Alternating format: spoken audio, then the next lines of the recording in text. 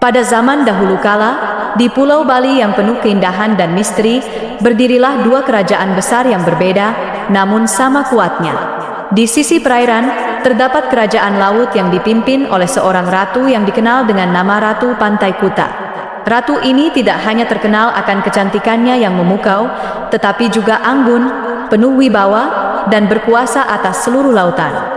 Kerajaan laut adalah cerminan dari kekuatan dan misteri lautan itu sendiri.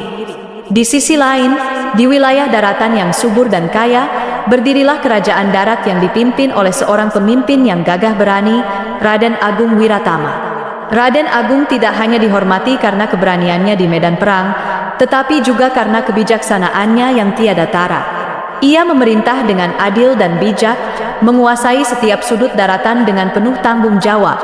Kedua kerajaan ini, meskipun sama-sama memiliki pasukan yang tangguh dan kekuasaan yang luas, selalu berada dalam konflik. Perairan dan daratan seolah tak pernah bisa berdampingan dengan damai. Perang antar pasukan, perseteruan antar pengikut, selalu terjadi tanpa henti, menciptakan ketegangan yang terus-menerus. Namun, uniknya, walaupun kekacauan dan pertempuran selalu mewarnai hubungan antar dua kerajaan ini, kedua pemimpin besar tersebut, Ratu Pantai Kuta dan Raden Agung Wiratama, belum pernah bertemu satu sama lain.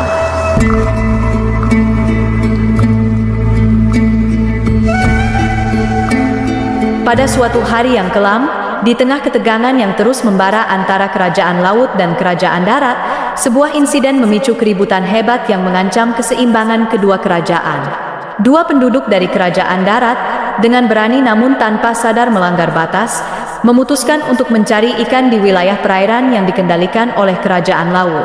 Mereka menyeberang dengan perahu kecil, berharap dapat membawa pulang hasil tangkapan yang melimpah untuk keluarga mereka.